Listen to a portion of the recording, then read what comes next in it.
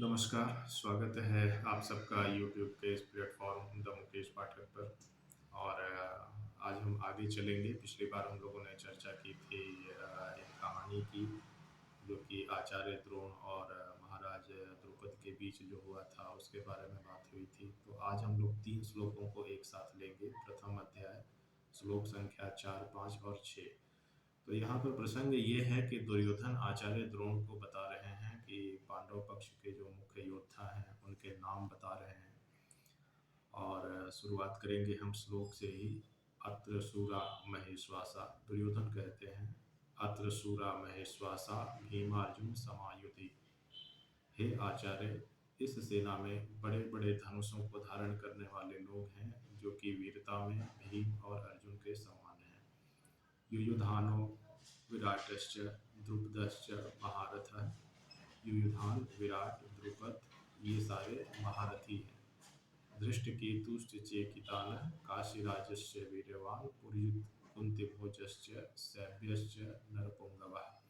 युधामन्युश्च विक्रान्त काशीराजश्च वीर्यवान् सौभद्रो द्रौपदेयाश्च सर्व एव महारथाः। तो यहाँ पर मुख्य तौर से अगर हम देखें तो टोटल 17 लोगों की बात यहाँ पर की जा रही है, जो कि पांडव पक्ष के महान योद्धा हैं।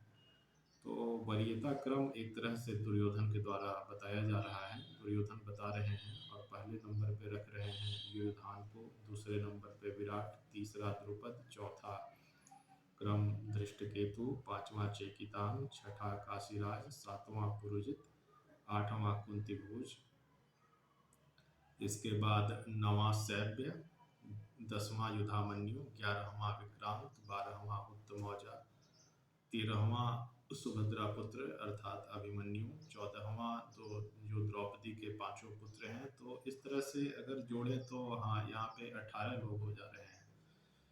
तो ये 18 बड़े ही महत्वपूर्ण योद्धा हैं पांडव पक्ष के। तो इन श्लोकों में केवल उनके नाम गिनाए गए हैं, लेकिन 3 चीज़ें मुख्यतः उभर के आती हैं, जहाँ तक मुझे लगता है, जहाँ तक मेरा मानना है।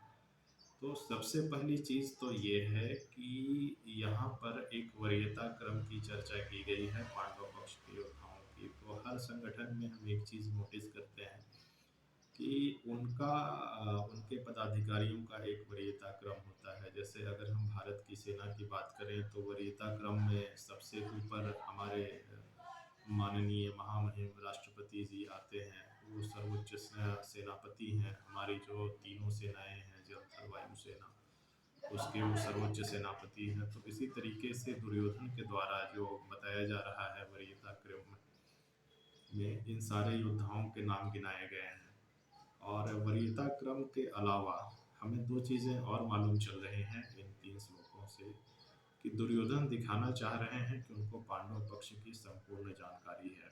ये कोई साधारण बात नहीं है कि वरीयता क्रम बनाने के पहले लोगों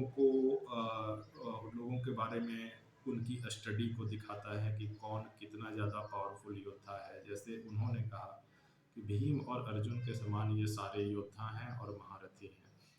तो जो प्राचीन काल की जो युद्ध परंपरा थी, जो एंशिएंट मिलिट्री जो हायरार्की थी, तो उसमें हमारे यहाँ महारथी का मतलब होता है कि अ, ये एक बहुत बड़ी एक सैन्य ये रैंक ये मानी जाती थी, स्टेटस माना जाता था। तो बहुत ही बहादुर, बहुत ही पराक्रमी लोगों को ही महारथी कहा जाता था। तो यहाँ पर उन्होंने दुर्योधन की ये दिखाता है रणनीति की जो उनकी समझ है, उनको दिखाता है कि उन्होंने सारे योद्धाओं को स्टडी कर लिया है कि पांडव पक्ष में कौन सा योद्धा कितना पावरफुल है और किस क्रम में हमको उसको रखना है।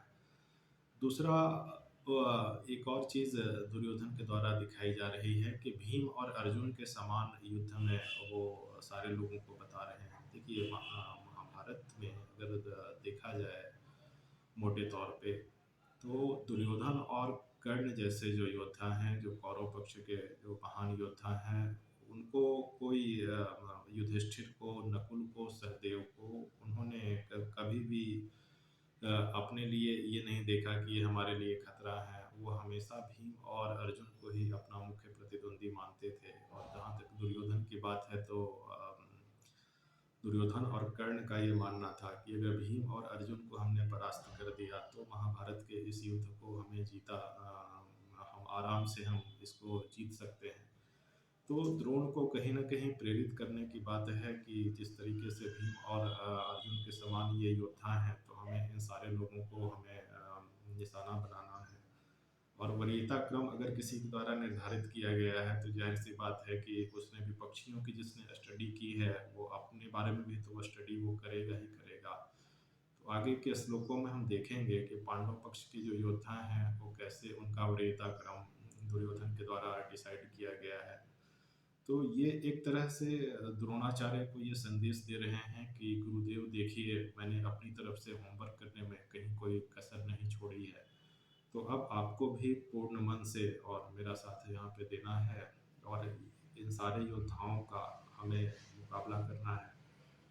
तो इन श्लोकों से हमें ये जानकारी मिलती है और अगर हम व्यक्तिगत रूप से देखें कि युयुधान कौन थे, विराट कौन थे, चेकितान कौन थे, शल्य कौन थे, तो भारतीय संस्कृति की बहुत सारी धाराओं से हमारा परिचय होगा। आगे जाकर के हम इंडिविजुअली भी कोशिश करेंगे व्यक्तिगत रूप से कि सबके बारे में हम जानें, क्योंकि ये कोई साधारण लोग नहीं थे। प्राचीन भारत की बहुत बड़ी पर्सनालिटीज़ में से ये लोग थे और इनका नाम केवल इस वजह से नहीं है कि महाभारत युद्ध इन्होंने लड़ा था।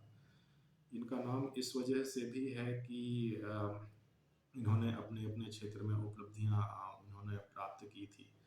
द्रौपदी के पाँचों पुत्रों को यहाँ पे सिंगल कहा गया है, लेकिन उनके नाम भी अलग-अलग थे। अभिमन्यु की वीरता सब लोग जानते हैं।